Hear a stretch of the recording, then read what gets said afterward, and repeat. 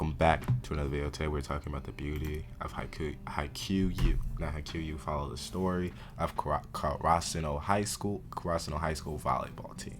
As we all know, one of the more famous, sports anime out there. Of course, it also brought a lot of popularity to the volleyball scene in Japan and in America as many more people saw the beauty of volleyball. Now, to be fair, I don't know much about the game itself, volleyball, because Kageyama and Hinata, the two main characters in the story that we follow. Kageyama is he's an all-arounder, but what he is introduced and what he's known to be best at is setting Hinata up, and he was a setter for his junior team in middle school. Of course, he can also spike the ball, help out being a blocker within the wall to stop the spikers from getting their ball across, while also serving pretty well. While Karasuno, other characters on the team, besides the main characters Hinata and Kageyama, are as follows. Yu Nishinoya, fan favorite, as he is someone who just goes and gets the ball. See ball, get ball. I ain't gonna lie.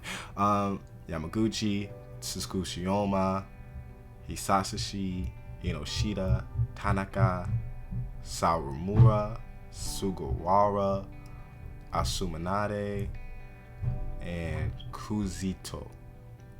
Those are all the people in Haikyuu, of course. And of course, within Haikyuu, there's always something to look up to.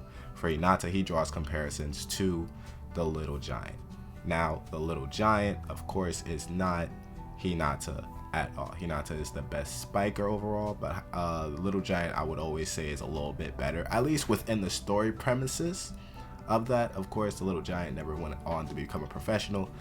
He's a manga writer. At least at the end of the story, he is. He's not. That's how we're introduced. That's how they end the story as him not really the volleyball career working out for him. Just something he did in high school, for real. Now, the beauty that we can see within high school volleyball team, within this anime, is that no matter what you are, no matter who you are, whatever your stature is, if you put your mind to it, you can. Now, of course, you can be gifted and you have to be good at it, as within the anime it tells, but that doesn't mean you can't work hard at it. Doesn't mean even if you're really good at something, there is someone better. There is someone that's going to do it better than you. There's always something to work at. There's always something to be better than. For me personally, if you've ever seen the show, Hinata is not better than Kageyama.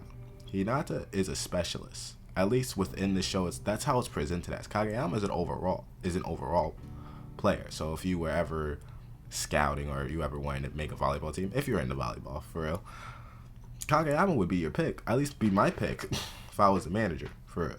Kageyama would be my pick just because he can help me out in more ways than Hinata. Hinata may score more, but he won't help my team more in the game, for real.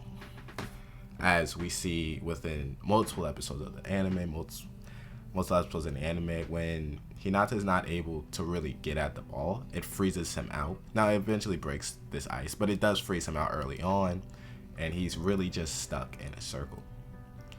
But within this, you can see him get creative. How can you improve your skill as a spiker? How can you improve your jumping ability? How can you fake out? How can you be, friends with basically his best enemy? Kageyama and Hinata used to be rivals in middle school. So when they joined the same high school team, guess what? They had to figure out a way to work together. They had to figure out a way how to bring their team together.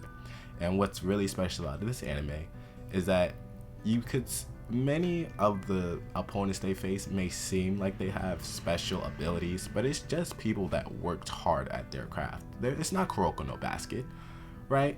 Which is greatly appreciated. They focus on the team aspect. They focus, even if you have special kills, not to go overpowered and beyond giving them superpowers, for real.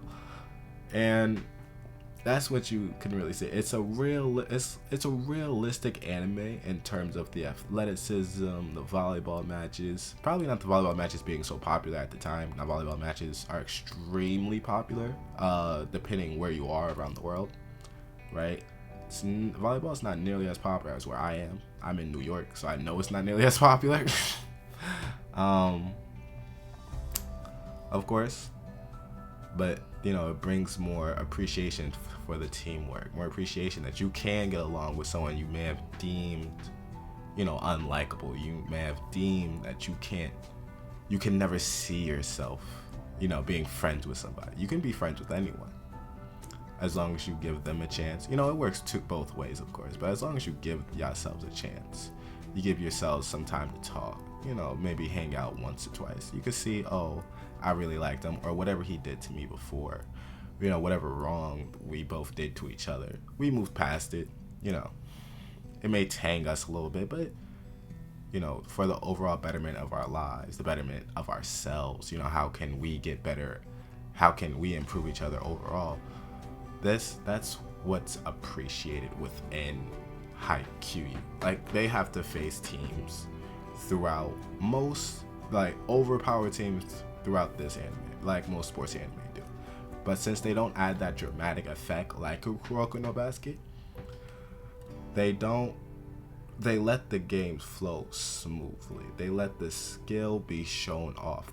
You could really do all the skills and all that they're doing within Haikyuu. And that's the beauty part of it. It's not over and beyond anything. It's just a team trying to win. A team that has shortcomings. A team that has to get along. Kageyama, Hinata go through their rough patches. But we can see the beauty of their relationship grow. Now, I want you to go check out this anime if you haven't already. I know it's an extremely popular sports anime. But also, like and subscribe, and I will see you in the next one.